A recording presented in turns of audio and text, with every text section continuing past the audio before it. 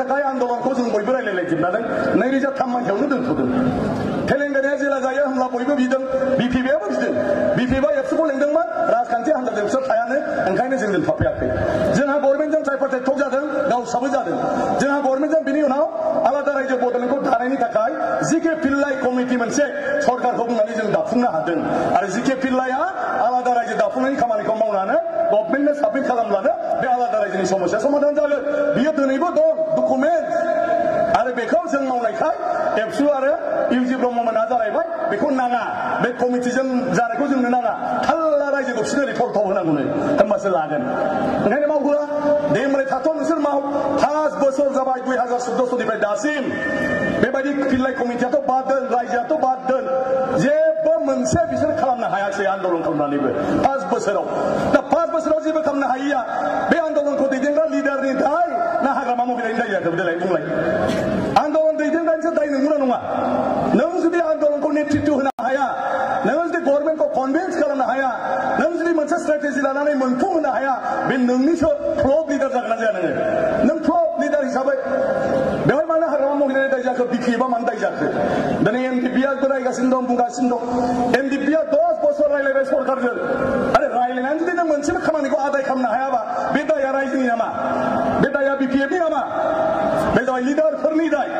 मानगोनां हाग्रामा महिलानि बिथाङाबो संग्रामिमोन आन्दलन खालामदोंमोन बिएलटिखौ दैदेनदोंमोन बिथाङाबो सरकारजों बिसोरबायदि रायलायदोंमोन बिएलटिआबो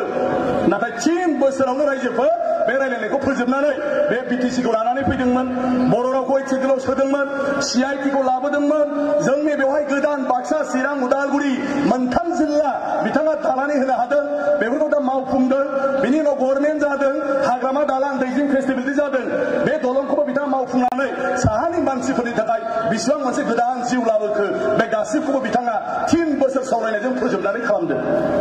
बिथांनि कौशल बुद्धि खायदा बियो बेजों जादों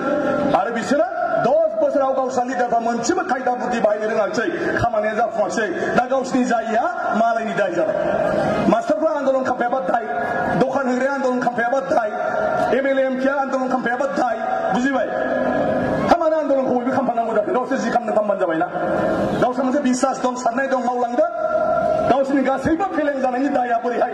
राजखान्थि खालामग्रा मानसिफोरनि जानांगौ जाखो गतिके जोङो खुनु आन्दलननि टिका लायाखै जोङो राजनितिक दल हिसाबै राजनैतिक भाबै बिटिसिनि आरो बर' रायजो राजानि बा गासैबो बिटिसि ओनसोलनि सुबुं समाजनि खामानि मावनायनि जों दायित्व लादों आरो बे हिसाबै आखरै आखर जों प्रत्येक बोसोराव जों बेबायदि जौगाखांनायनि खामानिफोरखौ मावबोगासिनो दं ओंखायनो बिटिसिआ दिनै डेभेलप जाबाय बबे खारनखौ लानानै बिटिएफखौ जेबो मावाखै होनदों इउजि ब्रह्मनि गोलाव सम